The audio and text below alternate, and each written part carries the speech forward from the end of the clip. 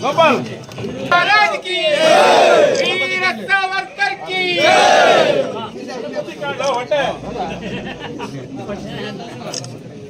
भारत माता की भारत माता की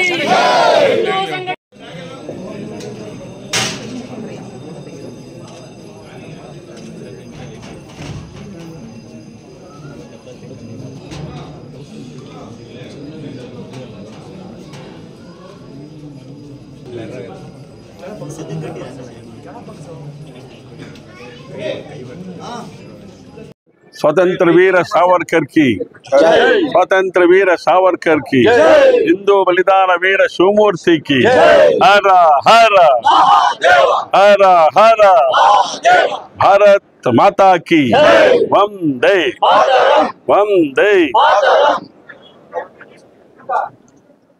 ಸಮಸ್ತ ಹಿಂದೂ ಬಾಂಧವರಿಗೆ ಗಣೇಶೋತ್ಸವದ ಹಾರ್ದಿಕ ಶುಭಾಶಯಗಳು। ಹಿಂದೂ ಸಂಘಟನಾ ಮಹಾಮಂಡಳಿಯ 81ನೇ ವರ್ಷದ ಗಣೇಶೋತ್ಸವ ಅತ್ಯಂತ ಯಶಸ್ವಿಯಾಗಿ ನಡೆಯಲಿದೆ।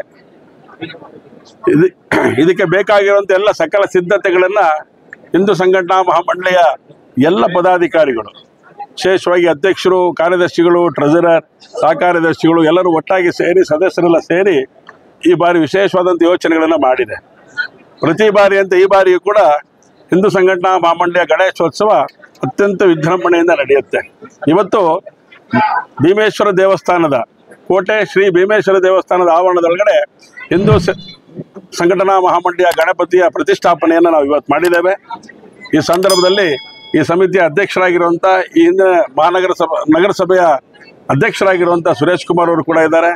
ಸರಫ್ ಮಂಜುನಾಥ್ ರಾಯರ ಮಗ ದತ್ತಾತ್ರೇಯ ಅವರು ಕೂಡ ನಮ್ಮ ಜೊತೆಗಿದ್ದಾರೆ। ಇವತ್ತು ಈ ಒಂದು ಪ್ರತಿಷ್ಠಾಪನೆಯ ಸಮಾರಂಭ ಅತ್ಯಂತ ಯಶಸ್ವಿಯಾಗಿ ಹಿಂದೂ ಬಾಂಧವರ ಜೊತೆಗೆ ಇವತ್ತು ನಡೆದಿದೆ।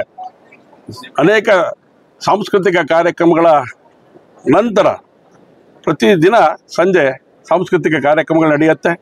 ಅದಾದಮೇಲೆ 6ನೇ ತಾರೀಕು ವಿಶೇಷವಾಗಿ 6ನೇ ತಾರೀಕು ರಾಜಬೀದಿ ಉತ್ಸವ ನಡೆಯುತ್ತೆ।